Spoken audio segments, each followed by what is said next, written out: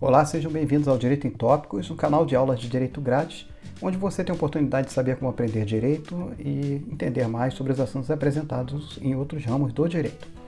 Estamos no curso de Teoria Geral do Estado, uma introdução ao Direito Constitucional, e nesta aula a gente vai estudar as formas de governo. Mas antes de começar, galera, dá uma conferida nos nossos livros e no curso de Direito Constitucional que está na descrição deste vídeo e do canal, e qualquer dúvida, é só acessar lá nosso site www.direitoemtópicos.com.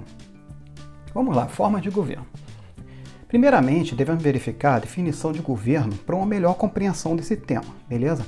Para Queiroz Lima, governo, gente, é o conjunto das funções estatais que asseguram a ordem jurídica.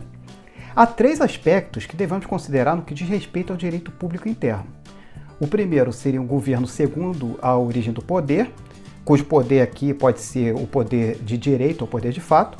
O segundo, um governo pela natureza de suas relações com os governados, aqui pode ser legal ou despótico, né?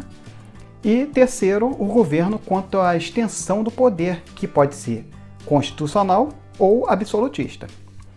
Assim, com essa introdução, a gente pode verificar o conceito de cada termo citado. Por exemplo, aqui o primeiro, governo de direito. O governo de direito, gente, é um governo instituído em conformidade com a lei fundamental do Estado e que é resultante da legitimidade advinda da consciência jurídica nacional, de todos os nacionais, né? O governo de fato, esse daqui é aquele que suplanta na sociedade por meio de uma fraude ou violência.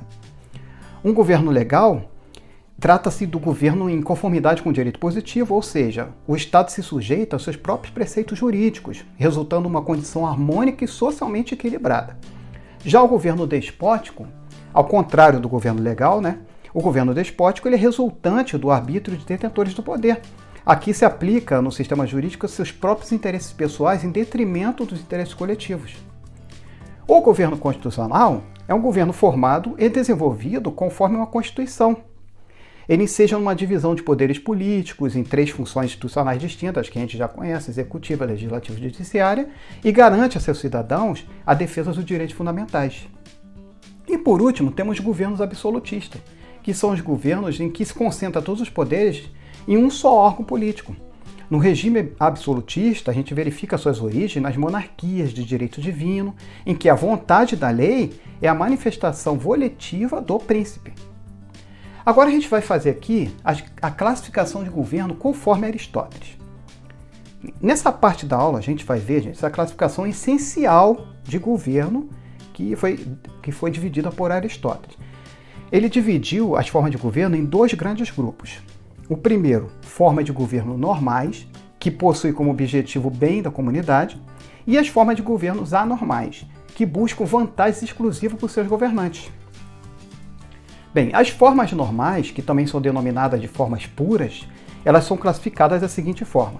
Monarquia, que é o governo que é gerido por uma só pessoa, né?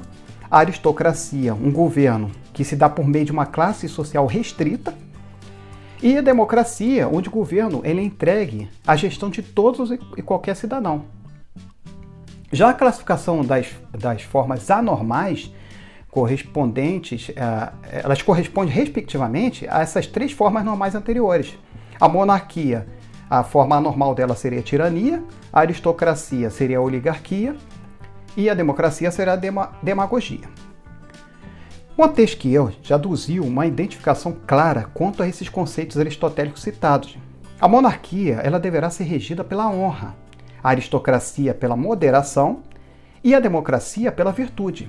Se faltar quaisquer dessas virtudes, estaremos diante das formas de governos anormais, a tirania, a oligarquia e a demagogia, respectivamente. A essas classificações aristotélicas, alguns autores eles acrescentam a teocracia como uma forma normal de governo sob um prisma religioso, e a clerocracia como um governo despótico dos sacerdotes. Agora a gente vai analisar duas principais formas de governo, a monarquia e a república. Essa nova divisão sobre a classificação de forma de governo foi dada por Maquiavel, gente, onde temos o seguinte: a monarquia é um governo hereditário e vitalício. Aqui a gente tem uma classificação essencial de monarquia, beleza? E a república, que é um governo que se renova mediante eleições periódicas, ou seja, a gente tem uma classificação essencial de república, a eletividade e temporalidade. Queiroz Lima, ele traz algumas características para a monarquia, que veremos se tratar de características correspondentes às monarquias absolutas, porque é essencial, a gente viu, que é aquelas duas características, hereditária e vitalícia.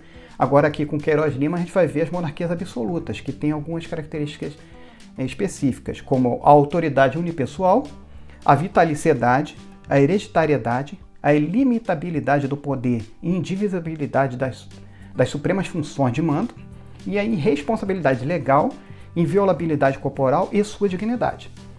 Bem, diante do que vimos até agora, a gente pode classificar as formas de governo conforme o esquema a seguir.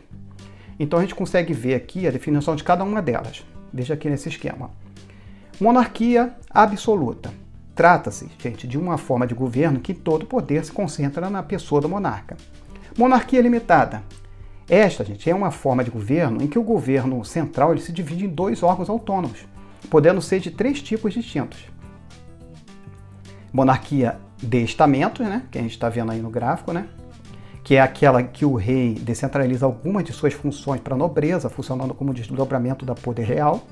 A monarquia constitucional, que é aquela em que o poder executivo era exercido pelo rei, em consonância com os poderes legislativos e judiciário. E uma monarquia parlamentar, que é aquela em que o rei não exerce função de governo. Ele deixa tal exercício para o Conselho de Ministros, sob a responsabilidade do parlamento.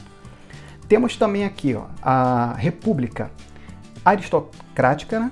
Que é o governo regido por uma classe social privilegiada por direitos de nascimento, de conquista. Aqui a gente tem o que era chamado de governo dos melhores, constituído pela nobreza. A república democrática, que trata-se de uma forma de governo em que o poder emana do povo e ela pode se dar de 2 formas. Uma república democrática indireta ou representativa, né, onde o poder público se concentra nas mãos de magistrados eletivos, investido no cargo de forma temporária e com atribuições predeterminadas, e a república democrática semi-indireta ou mista, né, que consiste em um sistema em que o poder da Assembleia Representativa é restringido, gente, cujo pronunciamento direto de maior importância se dá por meio de uma Assembleia Geral dos Cidadãos, em especial os assuntos de ordem constitucional. Beleza? Então, com esse último gráfico aqui, a gente chega ao final de uma aula de Teoria Geral do Estado, né, Introdução ao Direito Constitucional, onde a gente estudou as formas de governo. Beleza? Então, na próxima aula, a gente vai estudar o poder constituinte. Então, a gente vai ficar por aqui e até a próxima aula.